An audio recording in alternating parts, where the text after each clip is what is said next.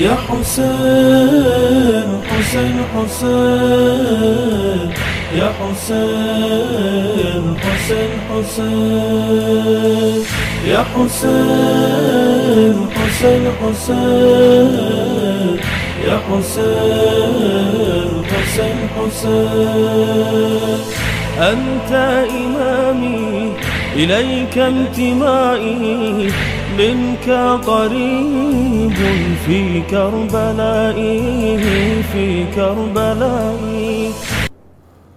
صلوا على محمد وآل محمد.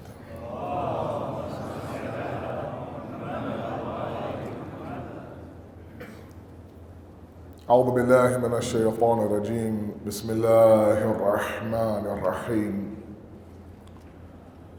الحمد لله الذي لا يبلغ مدحته القائلون ولا يحصي نعماءه العادون ولا يؤدي حقه المجتهدون، الذي لا يدركه بعد الحمم ولا يناله غلص الفطن، ثم الصلاة والسلام على أشرف الأنبياء والمرسلين، حبيب قلوبنا وطبيب نفوسنا والشفيع ذنوبنا، سيدنا ومولانا أبي القاسم محمد.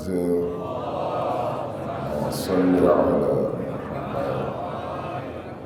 وعلى بيته الطيبين الطاهرين المعصومين المظلومين، لا سيما بقية الله في الأرضين، صاحب العصر والزمان، خليفة الرحمن إمام الإنس والجان، ولعن الله أعداهم أجمعين إلى يوم الدين. أما بعد، فقد قال الله وقوله الحق. بسم الله الرحمن الرحيم. ظهر الفساد في البر والبحر بما كسبت أيدي الناس ليذيقهم بعض الذي عملوه لعلهم يرجعون. صدق الله العلي العظيم. اللهم صل.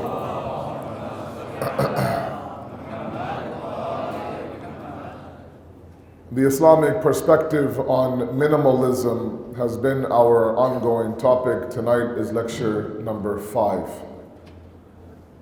Just like that, we have reached the halfway point of our ashra, and alhamdulillah, you have been with me since day number 1 as we go along on this journey together, where we've been looking at the concept of sustainable and conscious consumption in this world, the passion to possess in this world inside of us, and to combat that by living a life of a minimalist, where that life now goes back to its roots, gives clarity, gives focus, gives purpose, and begins to free us from this enslavement of the passion to possess inside of our nafs. We started off our discussion by reminding ourselves, reviving ourselves about what our goal is. Our goal ultimately is Allah subhanahu wa ta'ala.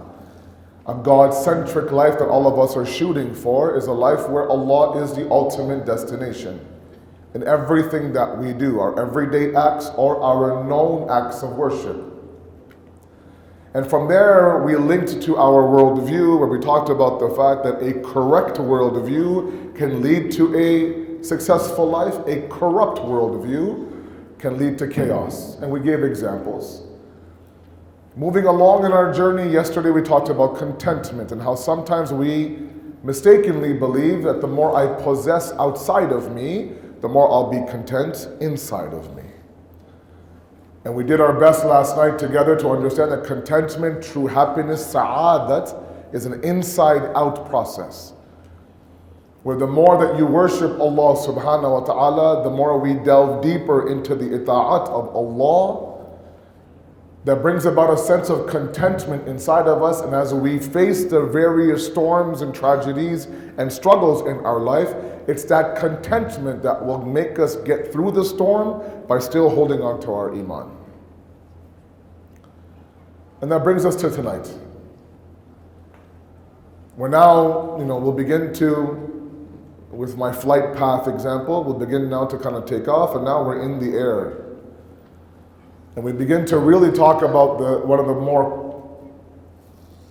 important discussions on why is it that we feel the need, or what is the mentality going into our consumption, and that is a discussion on individualism. Individualism is a phenomenon today. And while individualism has a positive side to it, and the deen is very much, one portion of it is individual, it is that collectivism, the very opposite of individualism, that has been constantly promoted up and down the deen.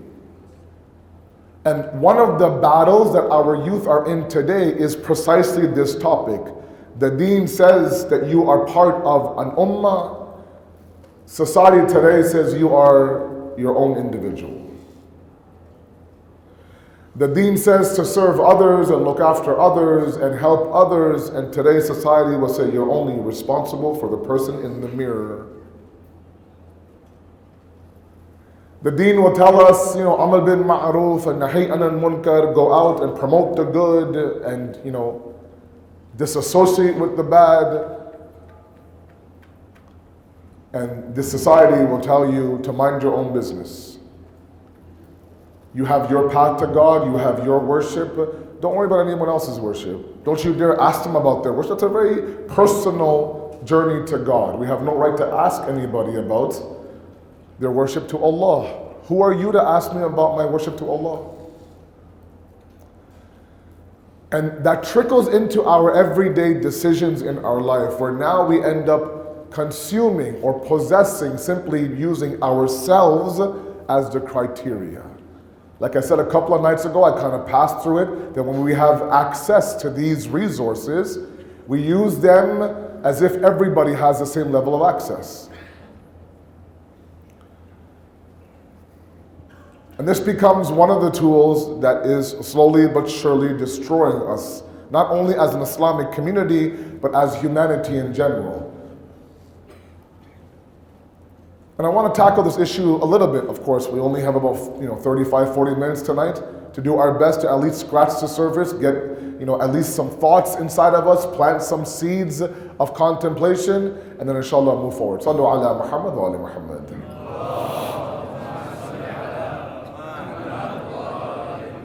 Can I ask, the deen of Islam, no doubt,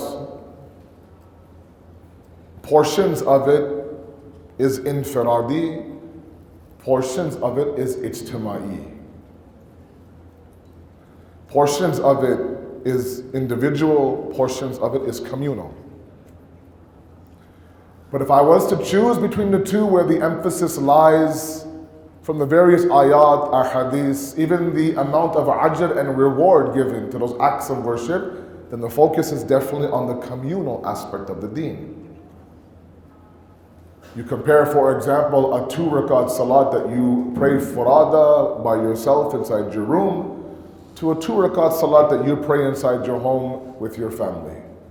And inshallah, I encourage you all to establish jamaat inside your homes. The 2 of you, the 3 of you, the 5 of you, you as the husband, as the father, should be leading that jamaat. Your wife is beside you, your kids are behind you, inshallah.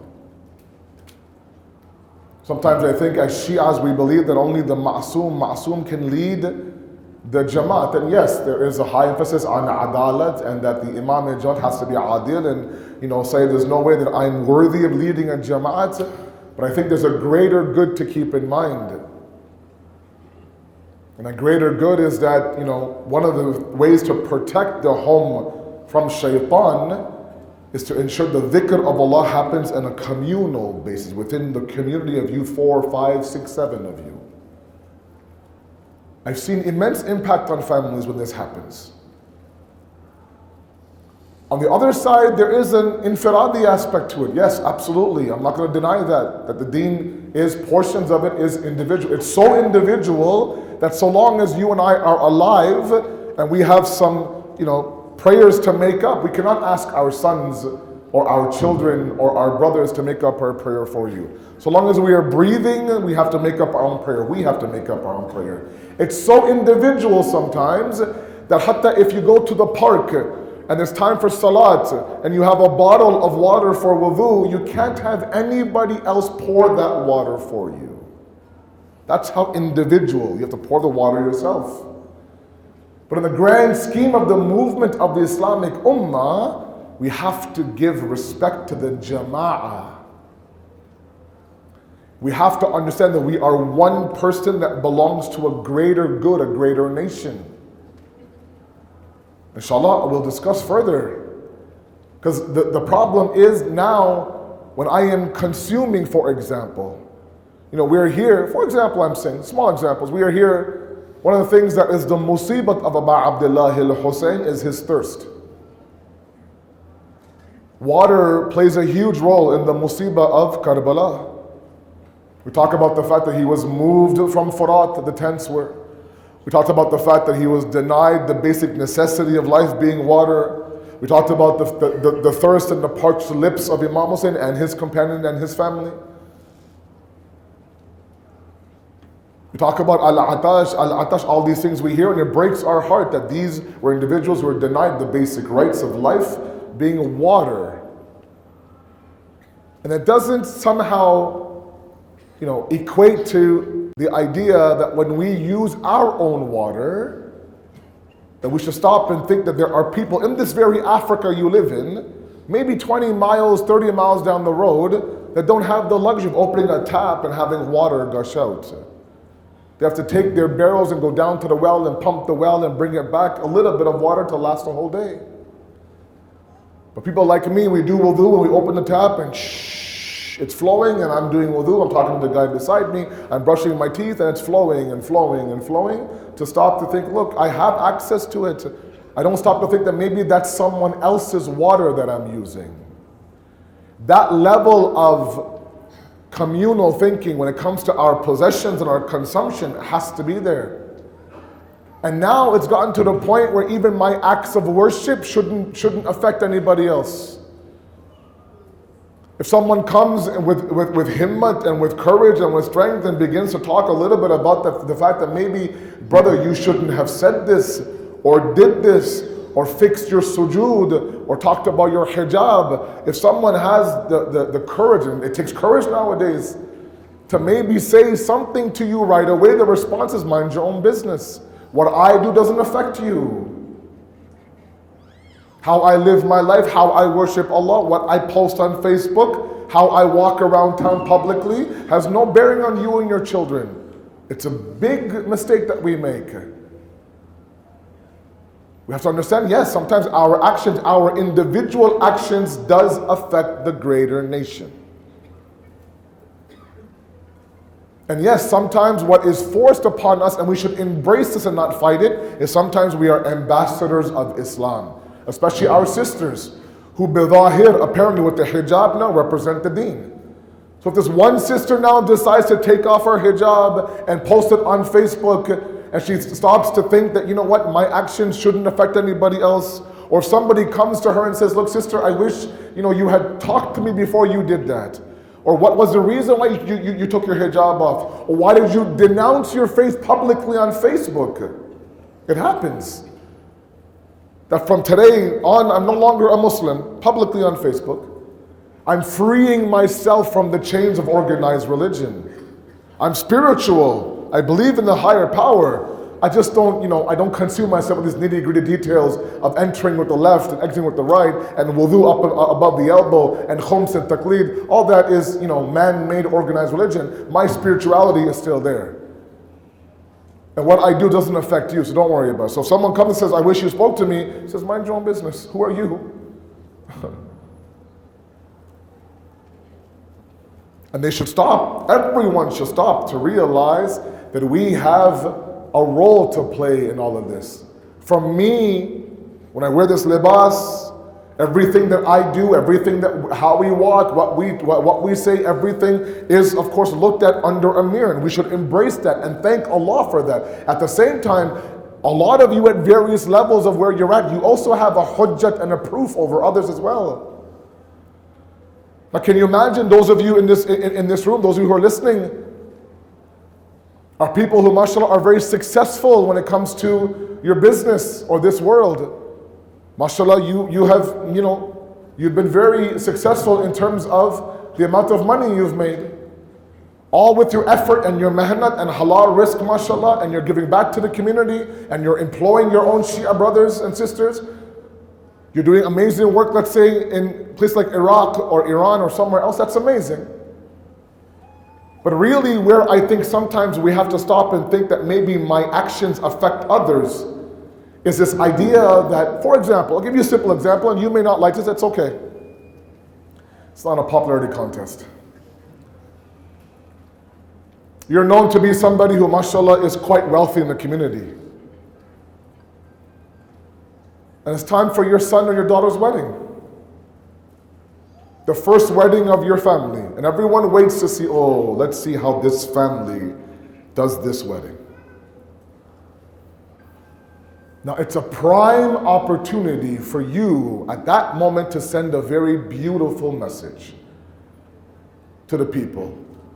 That as much as I have the opportunity to put on this glamorous 8-event wedding for the people, I choose to marry off my daughter in the most simple and the most,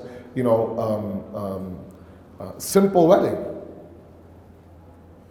And revive that sunnah of Islam. But I don't know why sometimes when it comes to our weddings, we press pause on Islam. We have that 1-day, 2-day wedding, then press play. It's not a VCR or a DVD player. Malana, ek hi beti hai Malana. It's one daughter. If I don't give her this, mashallah, humongous wedding, then she'll think, Baba, you didn't do me justice. Or now it's gotten to the point where the norm is that we have to have the weddings up to here. So now you have 6 functions and 7 functions. Every function requires decorations and requires a caterer and requires suits and requires jewelry. And meanwhile, mashallah, the debt is rolling. And now, have you ever stopped to think that yes, maybe alhamdulillah, Allah has given you the money. But now there are people that I know in the East that delay the wedding of their daughters because they can't keep up with that standard. We don't have that kind of money, Mulana. I can't give my daughter an 8-function wedding. I can't give her this huge cruise or a banquet hall. And we went from this idea of weddings and marriages being a necessity and a simple celebration to now a luxury that's out of our reach sometimes.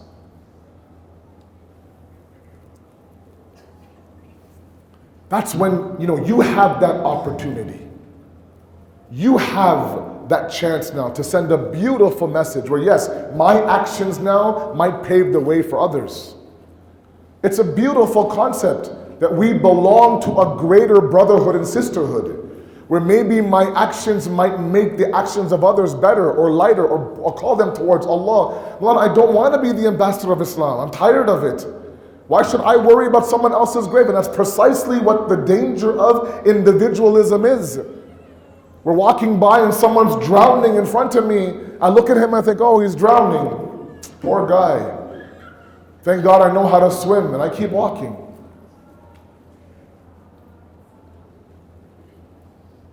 We look at these types of things like sakhawat, okay? Generosity in Islam. Such a beautiful concept. Requires an entire ashra. To be kareem, to be jawad, to be sakhi, to be generous in Islam has nothing to do with giving to those who are asking for something. That's easy enough. Someone comes to you and says, look, I need this, you give it to him, khalas, that's it. That's not true generosity. Amir al-Mu'mineen will describe the Holy Prophet as a roaming physician in Nahj al-Balagha. What a beautiful, beautiful way to describe the Prophet. A roaming physician, meaning what? He would go, he'd pick up the symptoms from other people. Before they could recognize they had those symptoms, he would cure them or give them what they need before they ask for it. Generosity, true sakhawat, is to give to somebody before they ask for it. But it requires us to have such a culture where we know what's happening in the lives of others.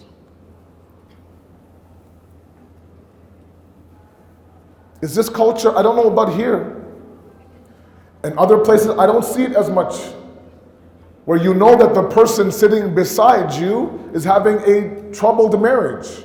You know the person sitting beside you has just lost his job. You know the person sitting beside you just has his mother or his father diagnosed with cancer. Or his child now is rebelling against him. Or his daughter has, I don't know, done something else. Is there ever a culture where I lean over and say, look, if ever you need me, I'm here for you. Can my wife and I come over and maybe share a cup of tea? How can we help you? If a brother has lost his job in my field, can I at least take his CV and resume and say, look, maybe I can do what I want to do? But no, Mulana, I don't want to, pry into his own business. Baba, you're his brother. We are not individuals. We're one body, the Prophet says. When one portion of the body hurts, every other portion comes and rescues that body from the pain. Do we have that culture today? Or there are several hundreds in this hall, but we're individual in our own rights. We have 5 members of our family, but everyone is in their corner of the house on their devices. There's no sort of communication. There's no love and desire. There's no affection there between the children and the parents, between the spouses themselves. And we've really embraced this individualism idea to a fault, I'm sorry. Mind your own business, to each his own. And Islam came down to make a brotherhood. Where yes, the way you consume water, the way you eat your food, the way that you spend on your possessions, you have to stop and think there are other people who might need this more than I do. Why is that culture not there? Where have we gone wrong? Because when you look at Surah Ali Imran verse 110, Allah describes all of us as the best nation. كُنْتُمْ خَيْرَ أُمَّةٍ أُخْرَجَتْ لِلنَّاسِ. From all of the people, you are the best nation. And it describes what makes you the best nation. It's not your individual salat, it's not your individual fasting, it's not your individual journey to Hajj. It's what? It's تَأْمَرُونَ بِالْمَعْرُوفِ وَتَنْحُونَ عَنِ الْمُنْكَرِ وَتُؤْمِنُونَ بِاللَّهِ. What makes you the greatest is the fact that you look out for each other.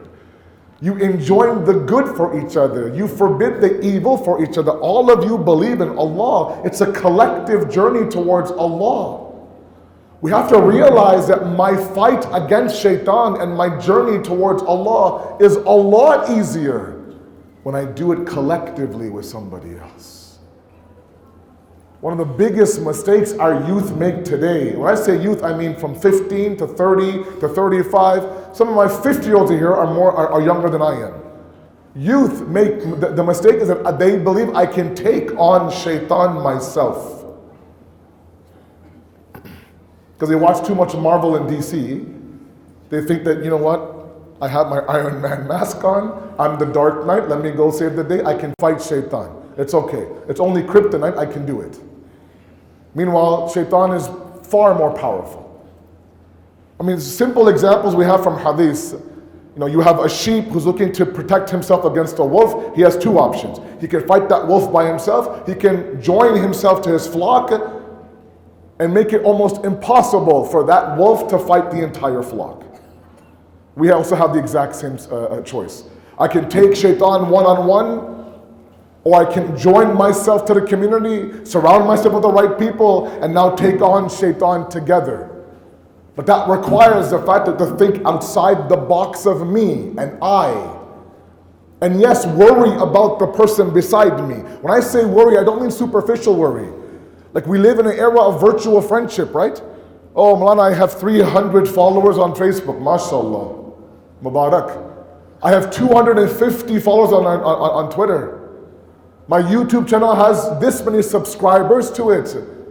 Baba, that's not friendship, I'm sorry. That's all virtual. You ask those guys for that 4 a.m. phone call, none of your 184 subscribers will return your phone call. Islam says you have one individual who's worried about your grave like they're worried about their own grave. Then you're blessed in your life. Subhanallah. Do we have one? Inshallah, tomorrow, Thursday, we have a Q&A. After the program in the Tabligh building, on this very topic, the circle of influence. Who you surround yourself around. It's after the program, and don't worry, Niyaz will come with me, inshallah. I'm not that egotistical that I think that I can compete with Kuku Paka. I can't, I know that. So please come out tomorrow, inshallah, after the program, here in the Tabligh building. Sallu ala Muhammad wa ala Muhammad.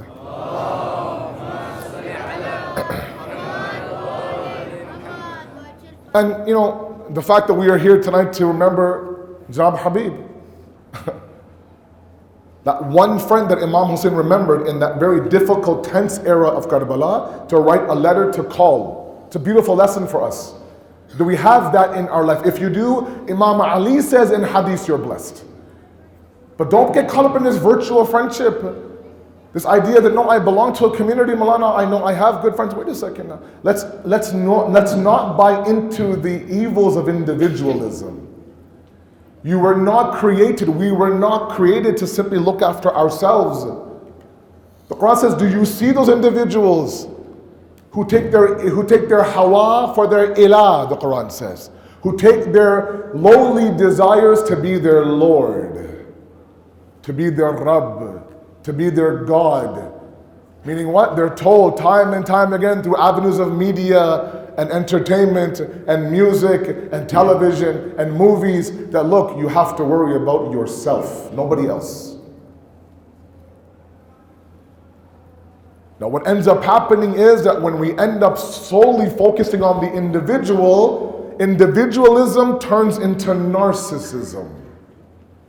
Narcissism is what? That self-love that we have. Now, a lot of you will say, I can't love myself. Well, no, you should love yourself.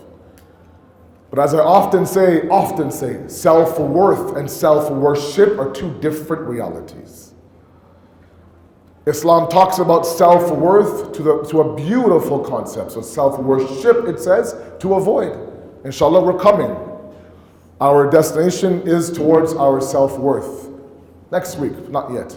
Before that, let's understand this link in our chain of individualism. I ask you, please, let's create this culture. If you have someone in your family, in your community that you know is suffering, you could help them, reach out to them. The worst they'll say is, Baba, mind your own business. Okay, but what you've done is you've left the door a little bit open. And in my experience, one day, someday they'll wake up and say, he's the only one that sent me a text saying, is everything okay? You don't seem yourself today. I'm used to your smiling, beautiful Nurani face, and you've been down, sitting in the back corner, not even having niyaz, going straight home. Is everything okay? Do you want to talk? They'll say, no, I'm good, that's fine. But when that door opens up a little bit, they'll come walking in. That's what the deen wants from us. For us to look out for each other. Al-mu'minuna wal-mu'minat ba'da awliya'u ba'd. The men are the friends of the men, the women for the women. We have to look out for each other. These are very difficult times we live in. Our youth are drowning today. They need as many life jackets as possible. As many ropes as possible. Pull them in, do your best. At the same time, if somebody throws you a life jacket, says, no, it's okay, I'm good. No, take the life jacket, man, and save yourself. If someone beside you says, look, I'm watching you during salat, your sujood should be like this on the ground, not like this on the ground. Oh, it's on. It's on. Who are you to tell me about my sajda? Are you Captain Sajda? I don't understand. You have PhD on sujood? Have you seen your ruku? And that's what we'll do, right? Just to avoid that, we won't even bring up the subject. Because Malana, if I call them out, they'll call me out. And that's okay. Take the hit. Look, in boxing, right, when you're in the corner like this, and the enemy is, pounding you, and you're kind of taking it out, the first reaction in the corner is to come out swinging. That's the first reaction. So yes, sometimes our ego takes a shot when someone tells me that my hijab doesn't start up here, it starts up here. And you're fuming, man, who is she to tell me about my hijab? But when that subsides, we stop and we should thank that individual. She sent me a lifeline. She sent me a life jacket. She sent me a boat in the middle of the ocean. The Holy Prophet has a beautiful analogy. Sallallahu alayhi wa sallam. Allahumma salli.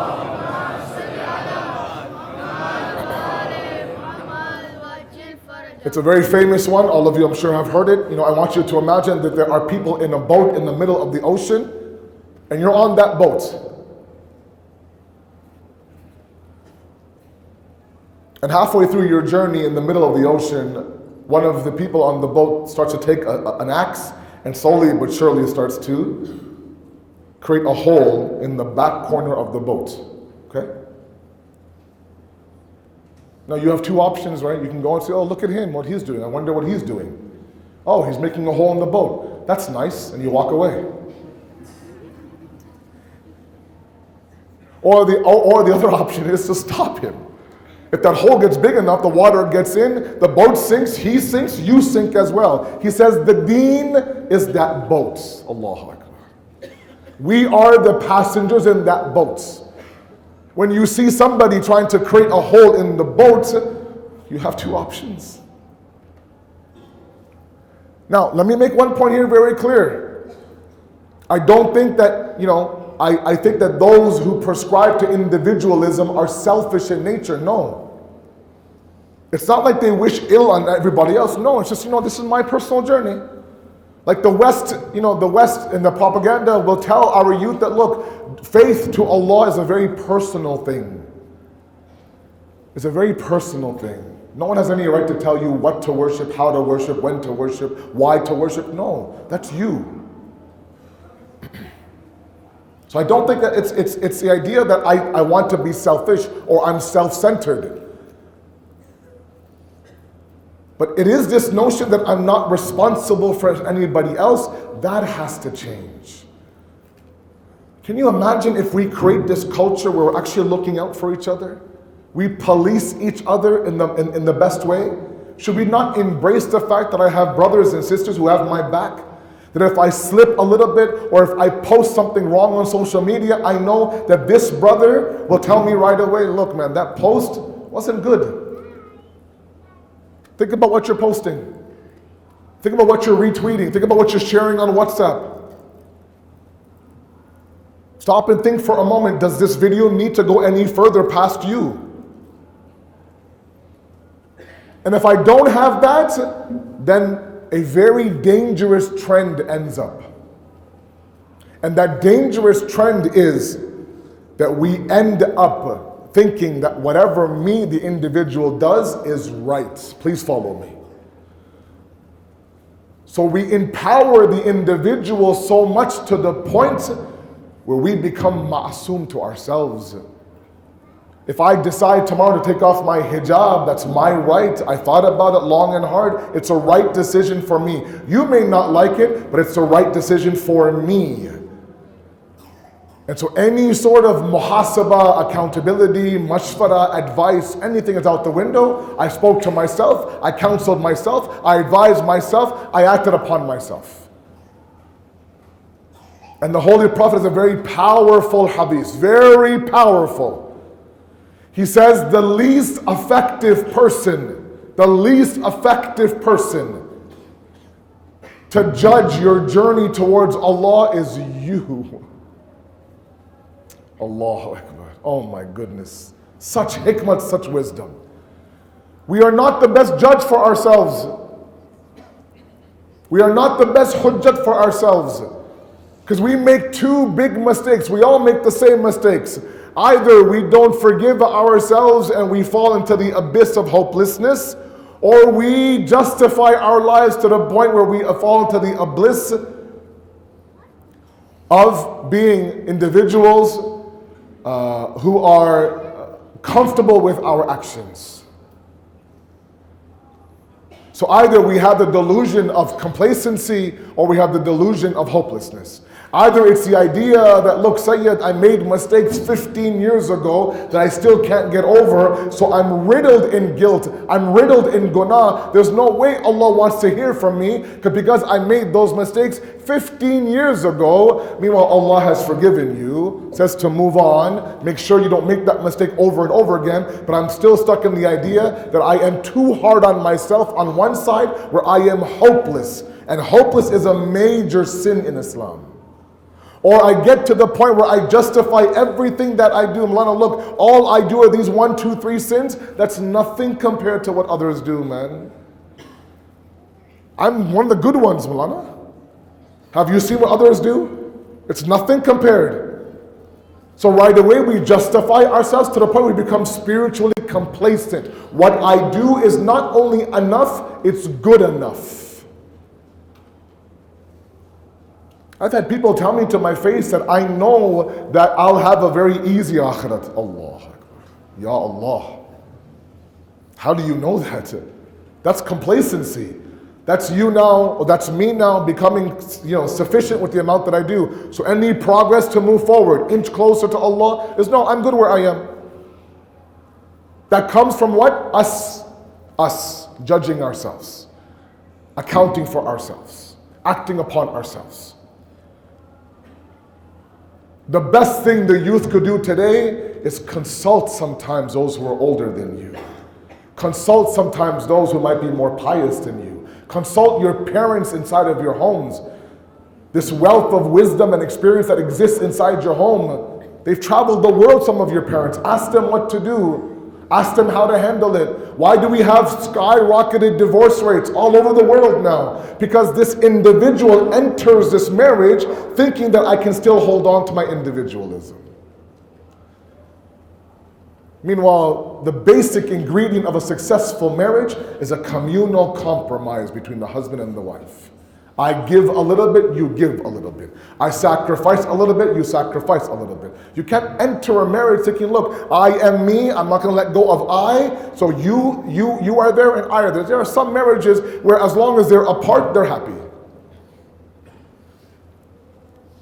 Even to the point where, sometimes there's a separate room for a wife and a separate room for a husband. They sleep in separate rooms at night. This is not the way a marriage is.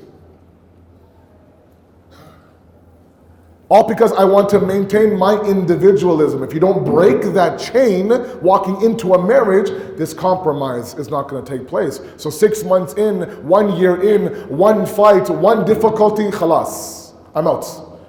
So we enter the marriage, 1 foot in the marriage, 1 foot out of the marriage. We don't fight for our marriages. We don't fight to break and compromise my ego, because I built up the I inside of me so much, it becomes an idol for me, and I worship that idol. Now along comes this woman or this man to come and break my idols. Nah, Baba, don't break my idols. I worked so hard to build these idols up. As Rumi says, the mother of all idols is the self. And that stems from individualism. What breaks that individualism is adopting a communal aspect of the deen. Look at Allah up and down the Quran. Can you imagine for a moment now, you are inside your room, closing the door, by yourself, Musalla is out, you start your salat. Bismillah ar-Rahman ar-Rahim, alhamdulillah rabbil alameen, ar-Rahman ar-Rahim, maliki yawmiddin. Iyaka na'budu wa iyaka nasta'in. It's not iyaka a'budu wa iyaka asta'in.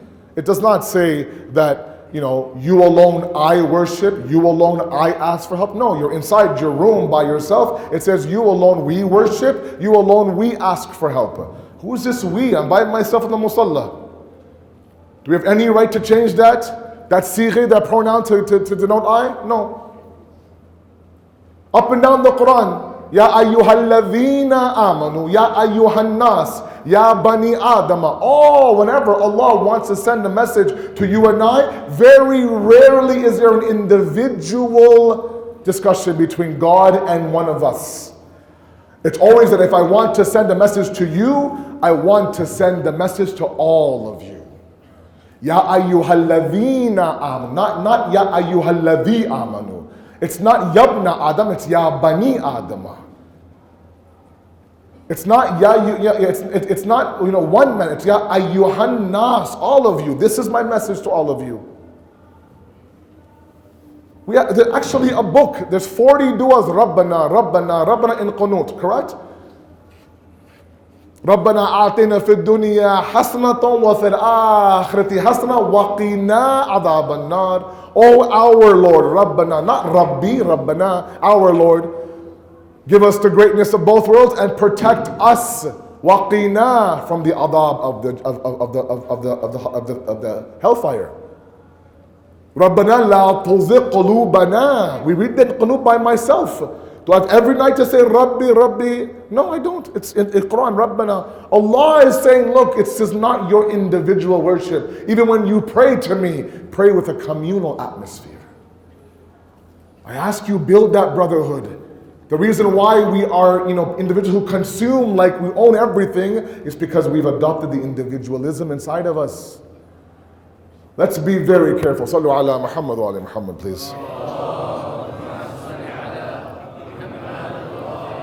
One hadith from our sixth Imam and then Masa'ib. Imam Jafri Sadiq alayhi salatu wassalam.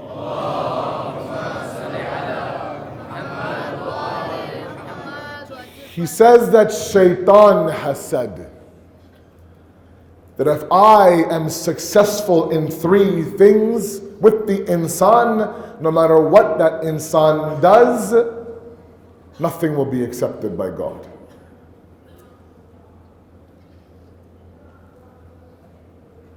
Number one, he maximizes the good that he does in his own eyes. One amal khair done by me and I have to let the whole world know. Number two, he forgets the sins that he's committed against Allah. Forget meaning what? He's downplayed them, minimized them. And as you know, when we minimize our sins to ourselves, those same sins that are minimized by us are maximized by Allah. Imam Ali's hadith. And number three is that he allows ujb, narcissism, to enter inside of me. Individualism breeds narcissism. And we end up living in a life that to each his own, to each his own. And Amr bin Ma'ruf and Nahy al-Munkar is out the window. I can see one of my brothers going down the path of destruction. I don't have that culture inside of us for me to even say one thing to him to bring him back. No, I remain quiet and I watch him self-destruct. It's dangerous. Let's embrace the brotherhood. Let's welcome the idea that I have 1, 2, 3 brothers and sisters in my life who actually I know if I slip and I drown and I fall, the one person to extend their hand is this person. If I don't have that, it's an uphill battle. And we're losing those battles. When you look at the idea of this friendship and this Amr bin Ma'ruf inside Karbala, wallahi Karbala has so many lessons for us that can be applied today. The story of Habib is a beautiful story. And maybe very fitting that in this day and age where I beg these young guys to find a good strong circle around you, the story of Habib is a great example for us. That in his time of need, Imam Hussein remembered Habib. And in that difficult environment, Habib went running towards his Mawla.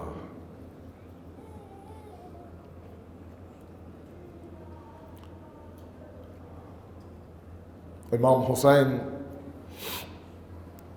his companion and his family, his companions and his family now are in Karbala.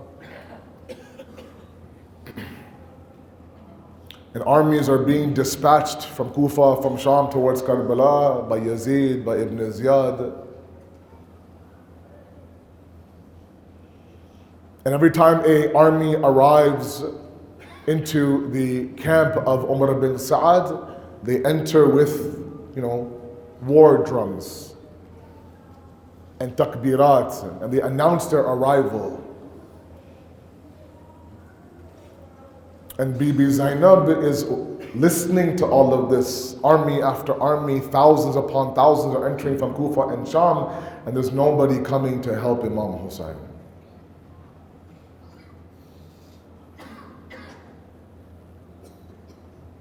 And she asked him, Bhaiya, is there anybody that you can call for help? Is there anybody that you can request to come to Karbala and stand beside you? Now let's get one thing straight here. I don't want anyone to think that Imam Hussein was desperate for help. He was giving others a chance now to come and serve the cause. And right away he thinks of Habib in Kufa.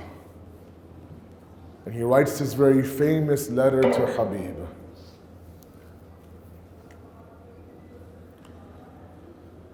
In one version it says, من حسين بن علي إلى رجل فقيه وعابد وزاهد حبيب بن المظاهر. From Hussein ibn Ali to this man who is pious, who is worshipping Habib ibn Muzahir. Another version that I've seen, it says من حسين غريب إلى رجل فقيه. And from this Hussein now who is in ghurbat in Karbala, has been isolated in Karbala. He explains the situation. I've been surrounded. He sends the letter to Kufa, Imam Hussein does. Our books say that Habib one night was sitting there with his family. There's a knock on his door. Now back then in Kufa, he was under house arrest. It was a very tense environment. He ignores the knock, but the knock is persistent.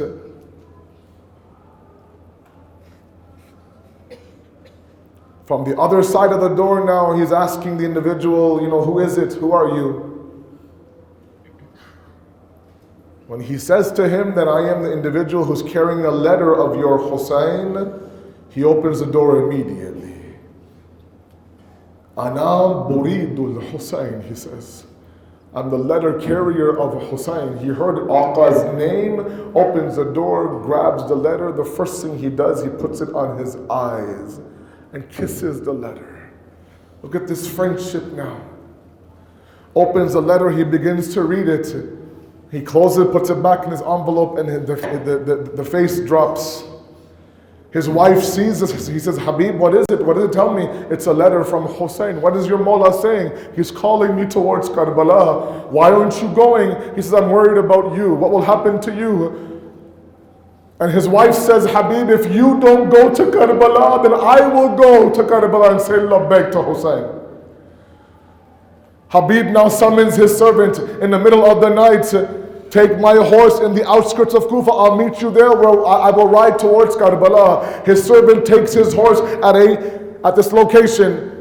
They say Habib is a little bit late. The servant begins to talk to the horse of Habib. Says, "A horse of my owner, horse of my Aqa. If my Aqa is not coming, then I will take you myself towards Karbala. Let me serve the mission of my Aqa Hussein." Habib hears this and says, "I never knew you had love for Hussein the way that I have seen now." He says, "Because of that love, I will free you from me. You are Asad."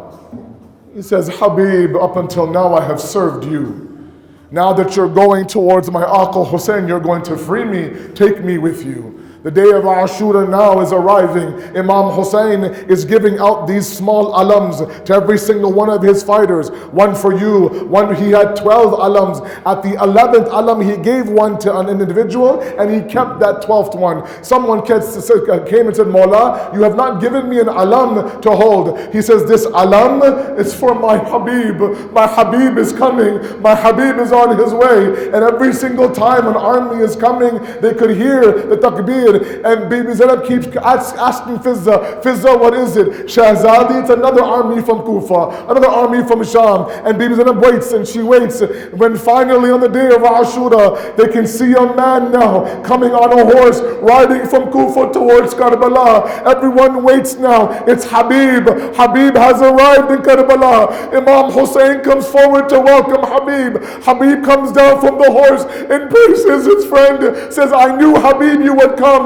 Takbir now begins to rise in the army of Imam Hussein. Bibi Zainab says, "Fizza, what is it? I hear takbir." She says, "Shahzadi, Habib has arrived.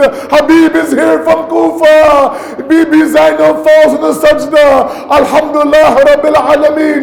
Fizza, go. Send Habib my salams. Fizza, go, says Habib. The daughter of Fatima sends her salams to you. Habib falls on the khak of Karbala, picks up the khak of Karbala. Ey Allah, what day has arrived on the household of the Ahlul Bayt that someone like Zainab bint Ali is sending her salams to someone like me. سيعلم الذين ظلموا أي منقلب ينقلبون إنا لله وإنا إليه راجعون. We ask you, Allah subhanahu wa ta'ala, to accept this qaleel ibadat, inshallah. Matamir Hussain.